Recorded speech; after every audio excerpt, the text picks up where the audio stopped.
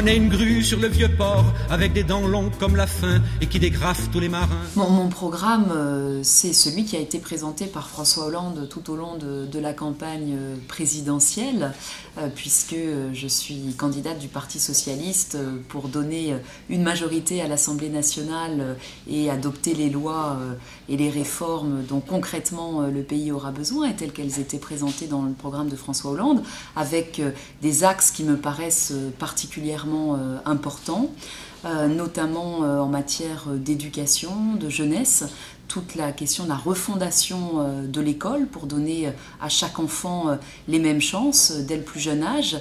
Un axe important aussi sur la question du pouvoir d'achat, qui est une question sensible pour beaucoup de familles, et puis bien sûr l'emploi et la manière dont nous avons à redresser l'économie pour favoriser une croissance riche en emplois. J'ai une expérience d'élu local depuis un peu plus de 10 ans maintenant, puisque j'ai été adjointe à la vie associative dans l'équipe d'Edmond Hervé à Rennes.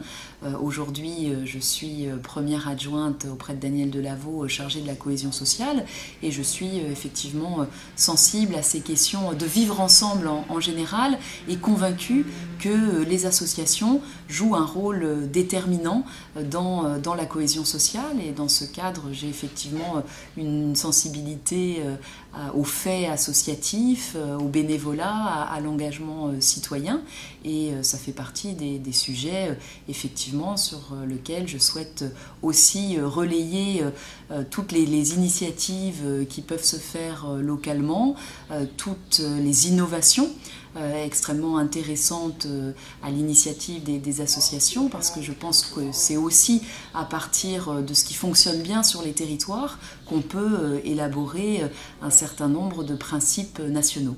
Élu député au mois de juin, mes 3 priorités. La première, c'est réduire les dépenses publiques. Parce qu'aujourd'hui, la situation de notre pays, avec les crises que nous avons connues, fait que nous devons impérativement réduire ces dépenses publiques. C'est l'inscription de la règle d'or dans la Constitution pour obliger l'État à atteindre l'équilibre budgétaire. Ça, on s'y engage à le faire, et dès 2016.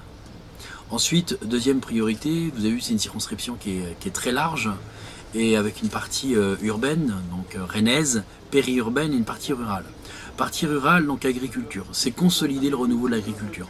Parce qu'il ne faut pas oublier que d'ici 2050, il y aura 9 milliards d'individus à nourrir. Nous avons un fort potentiel agricole sur cette circonscription. Il doit être défendu, aider les jeunes agriculteurs à s'installer, baisser les charges, avoir un meilleur coût de productivité, et aider les agriculteurs à négocier auprès des filières de transformation.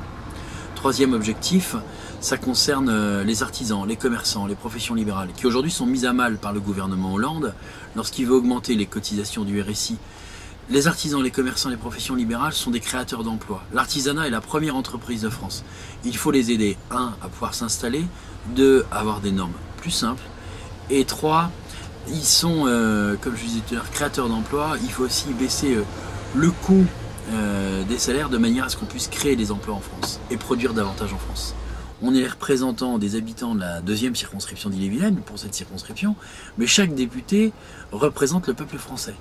Donc avant tout, on porte des projets nationaux, on est bien évidemment vigilant à nos territoires, et moi je vous ai expliqué, de par la spécificité de ce territoire, et qui est très étendu, qui est vaste, qui a cette partie urbaine, périurbaine et rurale, et on doit être attentif et à l'écoute de tous les habitants.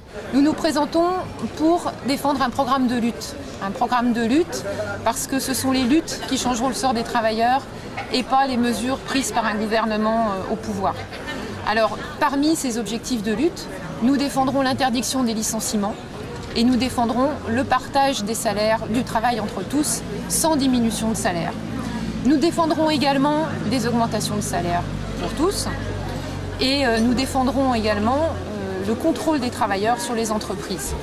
Non seulement sur les entreprises, mais aussi sur les comptes des entreprises, sur les comptes des patrons, parce que nous pensons qu'effectivement, si les travailleurs avaient la possibilité de voir de façon tout à fait exacte quels sont les comptes de ces entreprises, ils s'apercevraient qu'aucun licenciement n'est justifié.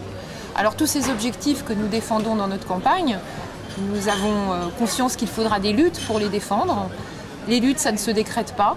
Nous savons qu'il y a beaucoup de colère dans le cœur des travailleurs, parce que les mauvais coups pleuvent aujourd'hui, parce que le patronat veut nous faire payer la crise du capitalisme. Eh bien ces luttes, elles arriveront tôt ou tard, et ce que nous souhaitons, nous, c'est les préparer, et les préparer avec tous les travailleurs qui accepteront de discuter de notre programme de lutte. Eh bien nous revendiquons du communisme. Nous pensons qu'aujourd'hui, le communisme est vraiment la seule perspective possible pour un changement de société. Et nous voyons la faillite du capitalisme aujourd'hui avec les mauvais coups qui pleuvent sur la tête des travailleurs, avec le poids des banques et des milieux financiers qui mènent la société et les travailleurs et la population à la ruine. Eh bien, nous pensons qu'aujourd'hui, il n'a jamais été autant d'actualité de changer ce système économique. Et nous pensons que oui, le communisme, c'est produire en fonction des besoins. Il y en a aujourd'hui toutes les possibilités techniques. Ce qui manque, c'est une organisation sociale qui mette ça sur le devant de la scène. Eh bien, nous voulons défendre les idées communistes, produire en fonction des besoins et non pas produire en fonction du marché et en fonction des besoins des banques et des patrons. Notre programme qui s'appelle L'Humain d'abord fait système, et c'est-à-dire que ces choses-là ne vont pas l'une sans l'autre. Écologie, partage des richesses pour nous. Partage des richesses, ça veut dire augmentation du SMIC à 1 700 €, ça veut dire réduction des écarts de salaire de 1 à 20. On estime que ce qu'il faut relancer, c'est l'activité et non pas la croissance. Croissance qui fait que beaucoup de gens consomment, surconsomment, que les riches pillent la planète et la détruisent. Donc ce qui fait que nous, l'écologie, on l'aborde sous cet angle social aussi. On veut que les ressources puissent profiter à tout le monde pour permettre à tout le monde de vivre dignement. On veut que la production se fasse dans des conditions qui permettent à l'humain de vivre dignement, c'est-à-dire des conditions sociales qui respectent le rythme de l'humain, et puis des conditions aussi écologiques qui permettent de ne pas polluer, de ne pas piller, de ne pas dégrader, donc de préserver notre planète. Voilà ce qui fait système. Par exemple, là, on est à côté du site de Technicolor. Technicolor qui est en passe de délocaliser, de fermer certains de ses centres. On estime que la production, nous, doit être localisée le plus possible. Et élu au Parlement, moi, je me battrai pour que une loi de préemption permette de reprendre les entreprises dont les patrons décident de délocaliser la production uniquement à des fins de meilleur profit. Une entreprise comme Technicolor, par exemple, ferme, restructure, etc., tout en bénéficiant pour ces nouvelles installations de subventions. Donc c'est parfaitement anormal, ça c'est quelque chose aussi qu'on doit complètement abolir. Une de nos premières préoccupations, c'est, dans un contexte assez difficile, c'est de mieux répartir les richesses. Donc je crois que de ce côté-là, il faut absolument que nous travaillions avec nos alliés socialistes à une meilleure répartition des richesses. Vous savez que la France est le 5e pays le plus riche du monde en matière de PIB, mais qu'en matière de répartition des richesses, eh bien, il est au 20e rang. La deuxième priorité, eh bien, c'est la santé. On s'aperçoit qu'il y a une dégradation considérable de la santé des citoyens, des jeunes, des personnes âgées. Vous savez qu'il y a 350 000 cancers en plus depuis quelques années par an, et des allergies et un certain nombre de maladies qui sont probablement liées à la pollution, aux nouveaux modes de vie, au stress. Et il faut absolument que nous intervenions de façon préventive. Aller chez le médecin, je pense que c'est déjà trop tard. Et la troisième priorité que nous nous sommes fixés, eh bien, c'est la transition énergétique. Il faut absolument que nous fassions un effort considérable pour mettre en place les nouveaux moyens de production d'énergie, que nous fassions également des efforts pour économiser, parce que je pense qu'il y a énormément de gaspillage aussi, que nous remettions sans doute en cause ce modèle concentrationnaire qui est lié sans doute au monopole d'EDF, hein, des grands sites de production avec des autoroutes de transport d'électricité et qui sont contraires à la philosophie que nous défendons. Nous pensons qu'il faut développer des sources d'énergie au niveau local et la redistribuer pour les populations et pour l'industrie. Notre campagne, on est tout d'abord et avant tout anticapitaliste et on est favorable à ce qu'on appelle de l'éco-socialisme, c'est-à-dire des données écologiques et une prise en compte réelle des populations. On est contre l'aéroport de Notre-Dame-des-Landes, on est pour l'arrêt du nucléaire dans les 10 ans.